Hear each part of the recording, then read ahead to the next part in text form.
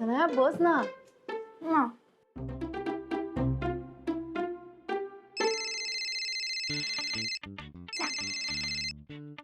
Hello, हा बोल ग. हा शनाया ऐक, मला मंदारचा नंबर मिळालाय, रेवतीचा नवरा. ओ रिली? मी त्याचा नंबर तुला मेसेज करते, तू तुझं काम चालू कर. ओके ओके ठीक आहे, मी माझं काम सुरू करते. पण तू राधिकाकडे लक्ष ठेव, ओके? आणि तुझ्या फोनकडे पण लक्ष ठेव, कोणी फोन करते का? ओके हो हो, नाही माझं लक्ष आहेच, डोंट वरी. येस, ओके, चल बाय बाय. झालं काम.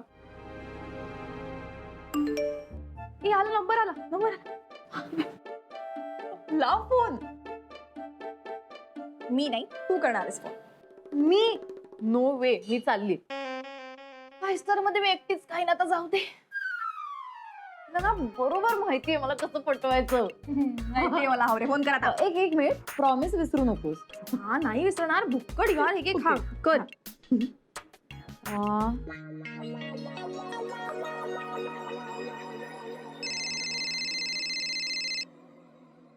कोणाचा नंबर आहे? Hello hello hello. हॅलो, कोण? हा मी तुमची वेलविशर बोलते. काय? वेलविशर. वेलविशर? हा, आणि हो, कोण बोलतय हे जास्ती महत्वाचं नाहीये, मी काय बोलणार आहे हे जास्ती महत्वाचं आहे. तुम्ही कुठून बोलताय हे जरा मला कळेल का? आणि मला ना जरा समजेल अशा भाषेत बोला. हो, मी सगळं नीट सांगते. मला एक सांगा, तुम्हाला तुमच्या मुलीला भेटायचंय ना? बरीच माहिती दिसते माझ्याबद्दल तुमच्याकडे. नीट काहीतरी सांगाल का? नाव काय ते सांगाल का? हा, ते जाऊ दे. पण तुम्हाला जर तुमच्या मुलीला भेटायचं असेल ना, तर तुमची मदत एकच व्यक्ती करू शकते. कोण? राधिका सुभेदार. म्हणजे जिला तुम्ही मगाशी भेटलात रेवती सोबत. तुम्ही स्वतःचं कार्ड दिलत ना, आठवलं? हो, आठवलं मला. हा, तर ती तुम्हाला नक्की मदत करू शकते. ती आणि रेवती बेस्ट फ्रेंड्स आहेत, सो बघा ट्राय करून. त्यांचा जरा मला नंबर देऊ शकाल का? हो, एक मिनिट. हा, लिहून घ्या. 98.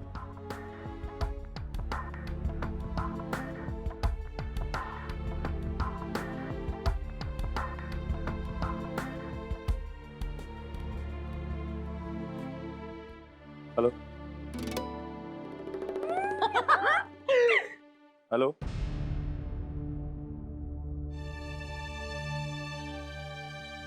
राधिका सुभेदार मला का आणि कशासाठी मदत करते? तो माणूस नक्की राधिकाला फोन कर. नो, बघ राधिकाची काय हालत होते ते. अथर्व, मी तुला किती वेळा सांगितलं असं खाली वाकायचं नाही म्हणून? सॉरी यार. हा, तू संध्याकाळी खाली काऊन नाही गेला खेळायला? सगळ्यांकडेच सायकल आहे, फक्त माझ्याकडेच नाही. अथर्व, आपण घेऊ हा तुला सायकल. छान सायकल घेऊया. पण कधी? माझ्याकडे ना थोडे पैसे साठले, अजून पैसे साठले ना तर तुझ्यासाठी नवीन सायकल घेऊया. आहे की नाही बढिया? एकदम बढिया. आ. चल, जा, आतमध्ये बस.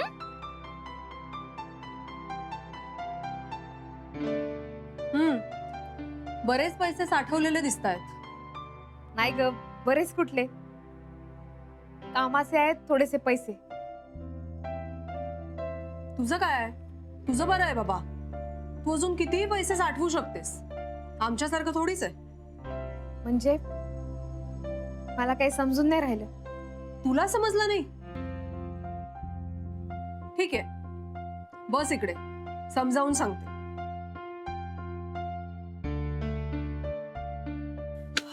मला एक सांग राधिका, तू इथेच राहतेस, इथेच जेवतेस, या घरातलं लाईट, फोन सगळं काही वापरतेस,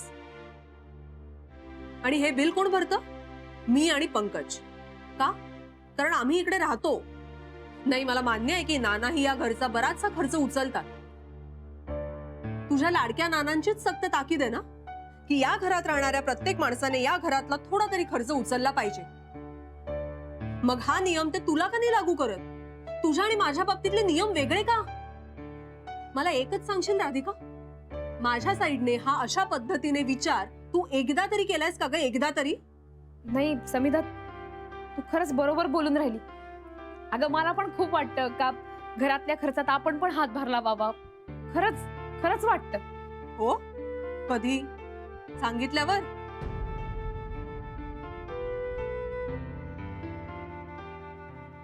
तू सांग मला, आत्ता देते. माझ्याकडे आहेत थोडेसे पैसे.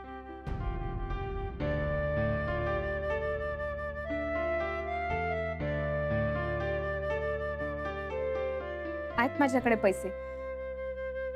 तू सांग मला. अं,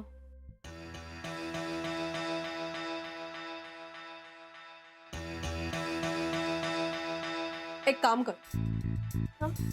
हे लाईट बिल आहे, हे पैसे बघ. हे भर. आणि हे दुधाचं बिल आहे, ह्याचेही पैसे भरून टाक. तसंही अथर्वलाच सकाळ संध्याकाळ दूध लागतं.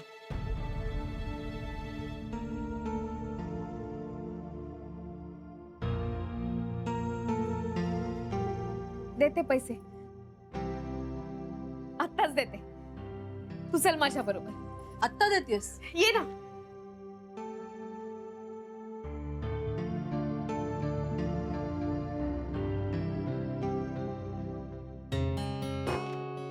समिता ये.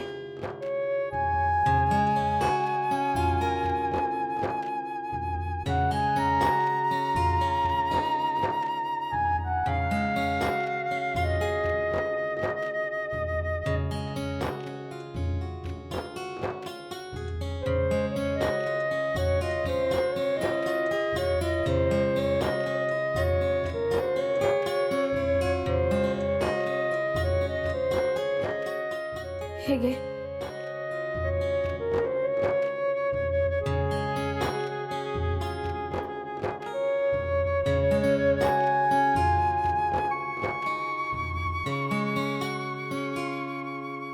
आणि